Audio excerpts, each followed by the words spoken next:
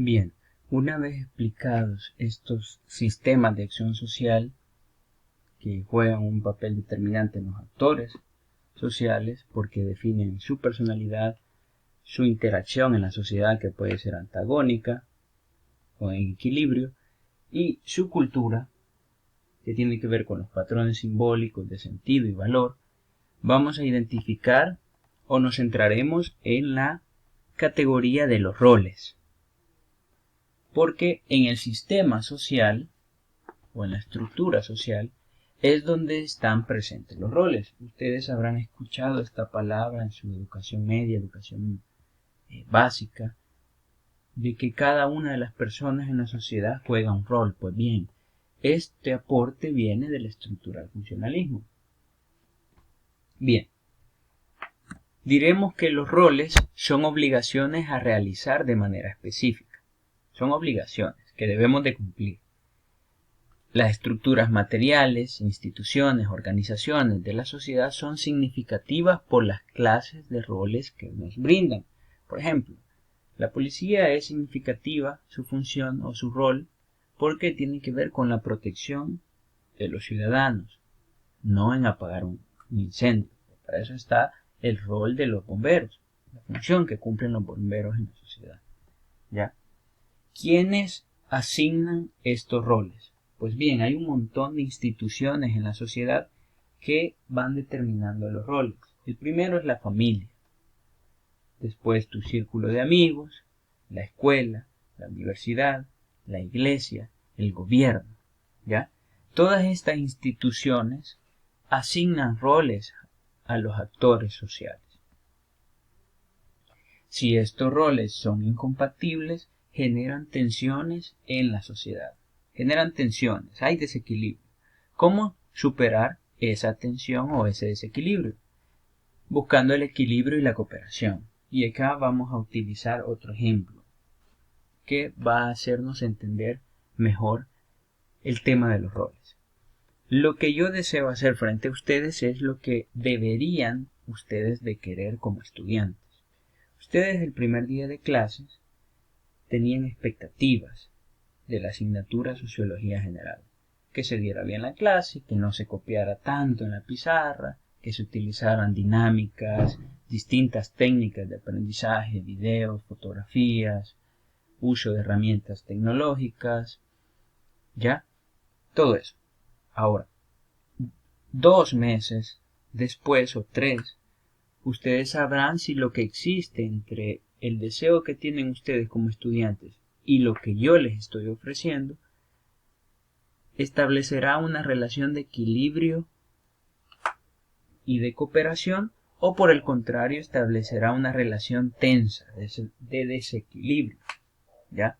Con eso creo que se entiende mejor la función de los roles. Los roles tienen que ver con que yo pueda satisfacer las necesidades del otro o de la otra persona. Ante la ausencia de equilibrio, esto lo que va a generar es desvío o conflicto, según Parsons. Por ejemplo, primero hay una personalidad insatisfecha, como el otro, en este caso el docente, no brinda la satisfacción, el yo, es decir, el estudiante, experimenta una pérdida objetal que deriva en depresión o furia.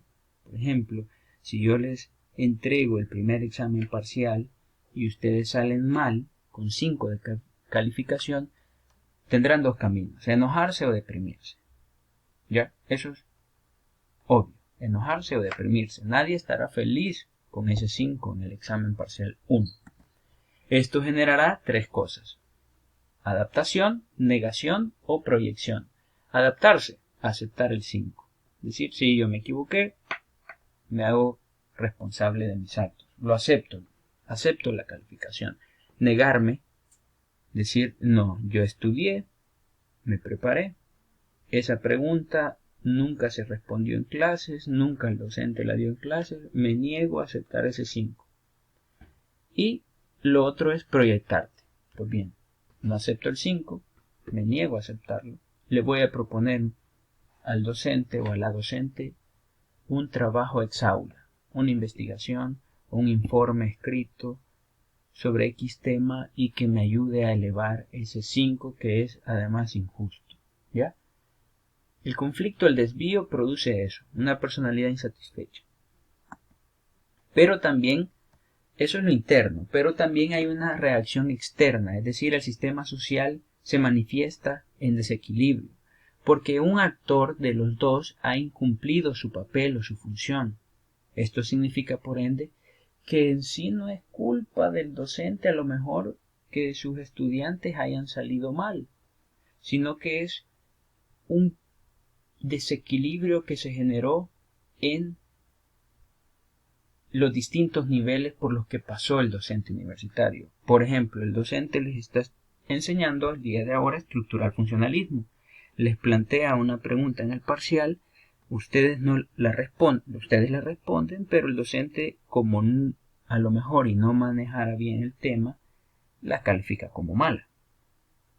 Ustedes dirán, bueno, pero esto es. Y dirá el docente, es que no sé qué es la respuesta válida. ¿Será su culpa?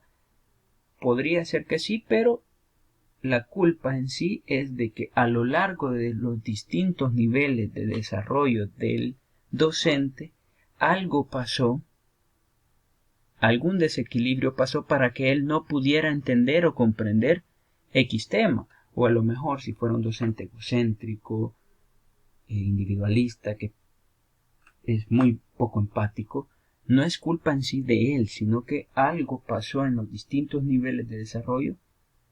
Probablemente en bachillerato o en la universidad tuvo docentes que fueran así y él lo refleja en sus roles, en su profesión como docente. Es decir, el desequilibrio en alguno de los niveles produjo un desequilibrio en el presente. Es decir, el sistema funcional o el funcionamiento perfecto dejó de serlo. Esto va a desatar inestabilidad y conflicto. Ante este desorden, no piensen que no existen mecanismos de control social, destinados a devolver a su carril al actor, grupo o institución, con el propósito de restaurar el equilibrio. Si quieren ver con un ejemplo más sencillo, en la sociedad hay reglas, hay normas. Los ciudadanos debemos de cumplirlas. Si alguien no lo cumple, hay desequilibrio, hay tensión, hay inestabilidad, hay conflicto. Bien. Pero la sociedad, el Estado, el gobierno no se queda de brazos cruzados. Va a poner todo un mecanismo de control social para que esa persona vuelva a actuar bajo las reglas, bajo las normas, bajo el orden social. Si no está idóneo para actuar bajo las normas, el Estado se lo lleva a una cárcel y ahí lo corre. Ahí hay una corrección del individuo.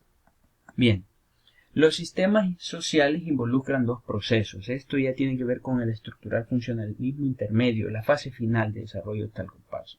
Los procesos de asignación, en donde se distribuyen disponibilidades, personal, recompensas, que tiene que ver con la relación se relaciona con la producción, se concentra sobre los medios. Los medios son escasos e inevitablemente crean conflicto. ¿Qué cosas se asignan en la sociedad? Vivienda, alimentación, transporte, comunicación, herramientas. Pero hay dos cosas esenciales que se asignan mediante algo.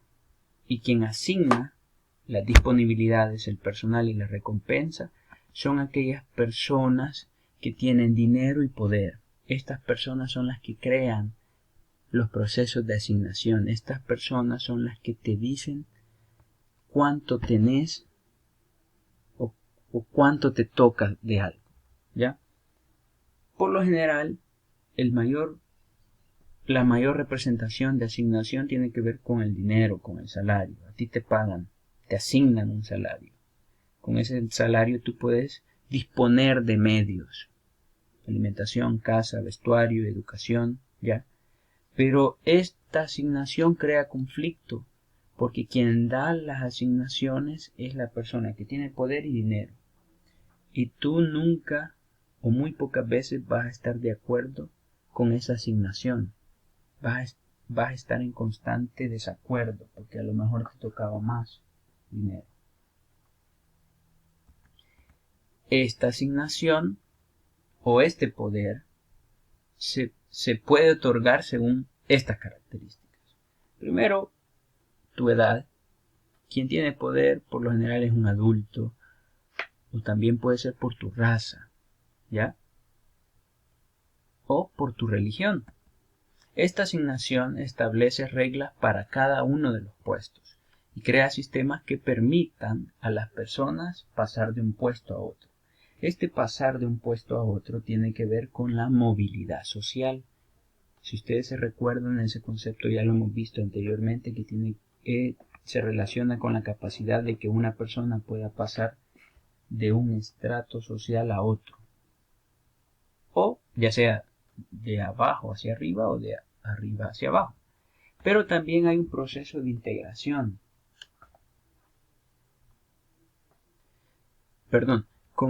Para ejemplificar el proceso de asignación podríamos ver los atletas, las estrellas de rock, las estrellas de cine, tienen un gran poder, tienen mucho dinero, pero dan pocas asignaciones. Es muy escaso el nivel de disponibilidad que le dan a la gente. O sea, un actor, una estrella, un deportista famoso tiene mucho dinero, mucho poder, pero este no le asigna nada a la sociedad. En cambio, el proceso de integración mantiene bajo control los procesos distributivos. Se relaciona con los fines, no con los medios. Y con la interpretación de los fines, estos crean estabilidad. A ver, para entender la integración hay dos niveles, la eficacia y los problemas de coordinación. ¿Cuán eficaz es la asignación de disponibilidades? ¿Se producen suficientes disponibilidades para satisfacer las necesidades? Aquí no nos interesa si la gente tiene buena educación, sino más bien si el sistema educativo suministra a las personas adecuadas para las disponibilidades existentes. Por ejemplo, ustedes están siendo formados y formadas para ser licenciados y licenciadas en educación. La sociedad tiene demandas. Hay disponibilidades ya existentes. Ahora, no nos va a interesar tanto el hecho de que si a ustedes les están dando la educación de calidad, sino si el sistema educativo, es decir, todo el pensum de la licenciatura en educación, les está brindando, suministrando a la sociedad personas capaces para su funcionamiento. Es decir, puede hacer que el pensum sea el mejor, pero la sociedad no esté preparada para aceptar a ese tipo de profesionales. Por ende, el pensum debe de adecuarse a las disponibilidades que existen en la sociedad salvadoreña. De nada va a servir que seamos máster en el manejo de redes, de aulas virtuales, de poder dar clases a partir de esta plataforma, si la sociedad en general salvadoreña y los niños, niñas, estudiantes no tienen, primero, ni el más mínimo uso de estas herramientas tecnológicas, y segundo, si no tienen el acceso a internet, a computadora. De nada servirá ser los mejores en educación virtual si la sociedad, si los estudiantes y las estudiantes no tienen el más mínimo conocimiento general de cómo utilizar estas herramientas. Hay un proceso de integración pésimo, porque la sociedad demanda algo y te están formando para otra cosa que no necesita la sociedad. Bien, espero que con esto se haya comprendido un poco más el estructural funcionalismo, que con este video, o con estos dos videos, haya quedado un poco más claro de lo que se trata, de los aportes de Talcott Parsons. Pero en las clases posteriores vamos a conocer otros aportes teóricos que pondrán en duda mucho esto, porque no se tratará, dirán muchos autores, de que el sistema funcione perfectamente, porque el sistema está representado por intereses opuestos, nos dirán algunos autores. Entonces, espero les haya quedado más claro con este video. Cualquier comentarios, sugerencias, déjenlo en el Classroom o en el canal de YouTube. Yo estaré pendiente, así que cuídense y muchas gracias.